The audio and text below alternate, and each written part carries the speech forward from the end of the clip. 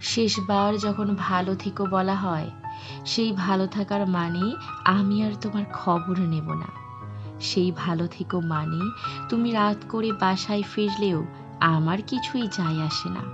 প্রচণ্ড ঝগড়ায় ঘন্টা দুয়েক পরও কেউ বলবে না, ঝগড়া করলে কথা বলবো না কিন্তু ফোন অফ করে দেব। এমন নিয়ম আর কে করেছে শুনি? এই ভালো থেকো মানে মেসেঞ্জারের সবুজ বাতিটা জ্বলা কিংবা না জ্বলাতে কারো কিছু যায় আসে না। ভালো থেকো মানে প্রার্থনাসূচক বাক্যটি খুব সম্ভবত শেষবারের জন্য না, ভালো রাখার মানুষটা হাঁপ ছেড়ে বাঁচার জন্য। হাত ছেড়ে দিল প্রকৃতি সহজেই ভালো থাকতে দেয় না। ভালো থেকো বলার পর জগতের সবাই ভালো থাকলেও অদ্ভুতভাবে দুটো মানুষ ভালো থাকে না, অথচ তারা ভালো থাকার জন্যই ভালো থেকো বলে বিদায় নিয়েছিল। কি অদ্ভুত, তাই না?